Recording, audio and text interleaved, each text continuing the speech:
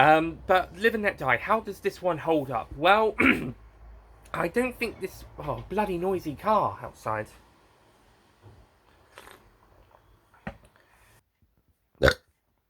I guess it's smuggling gold into America, and it's being done by a network of black people, or it's called NNI, and it's being handled by a group of black people. No, led by Mr. Big, a big Harlem. Oh, shut up, bloody kids! And it's led by a network of black people headed by the bloody kid. By a network of black people, a big-time black New York gangster who may or may not have had training, who may have had. He's sent to America and he teams up with good old Felix Leiter from the first novel to. Okay, seriously. Okay, this ambulance is making a lot more noise than usual. He soon teams up with Felix Leiter and Dick.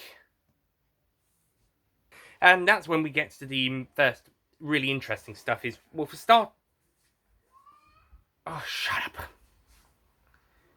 I really love the Bond-Felix dynamic in this, not in the early chapters of this novel. Well, let's say the early chapters, up to the first time. And states that are able to telling is a and the fact that she's able to tell whether someone's, and the fact that she's able to tell whether she's fuck. But you know what? Never mind.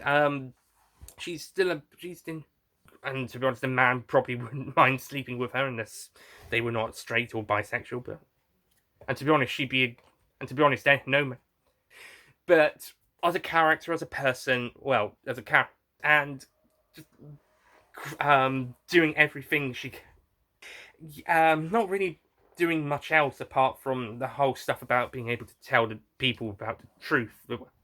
Not really much doing. She's escaped, and Dr. Canang, and we don't really see her until towards the end of the book again.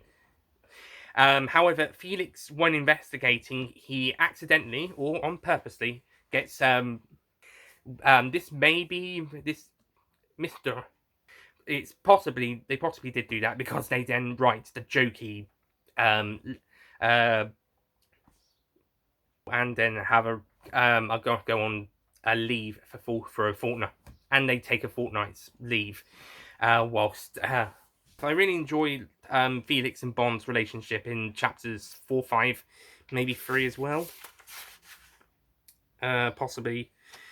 And also, despite Solitaire being quite bland, she's still and despite Solitaire being bland, she's still nice to be on the train travel bit. And also, I enjoy.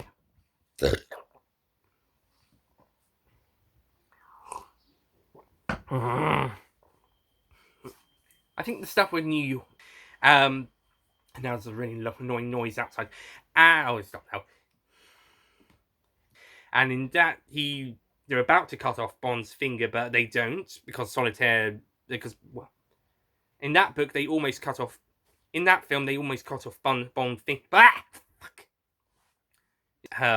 If Solitaire isn't right about Bond speaking to Mr. Kananga. Fuck. And that's if Solitaire actually, I'll cut that.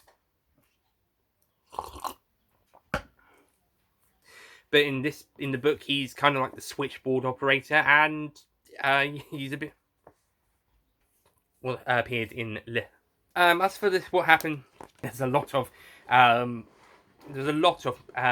wait. I think this novel again, like Casino Royale, has the first chapter start after, and then we go back a little bit for the stuff with M's. So I think like Casino Royale. And overall, sadly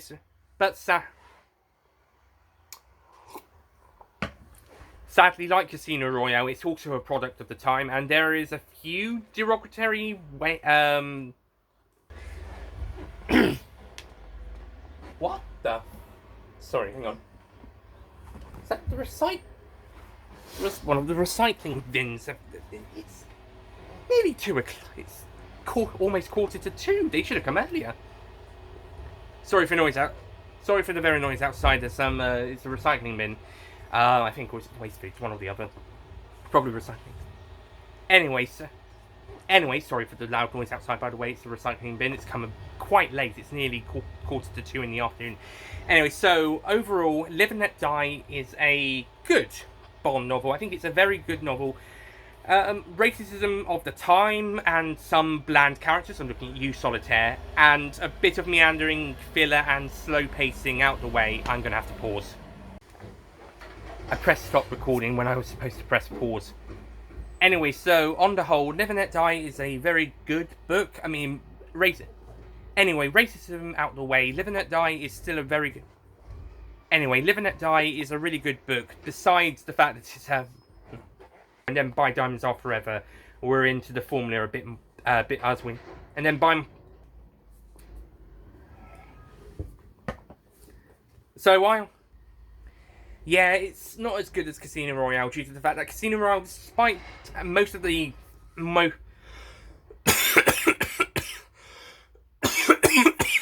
do you always do this? Some relevant stuff, the other stuff. But you know, so yeah. And also, before we wrap up this review, do I prefer this book to the film? No, I prefer the film.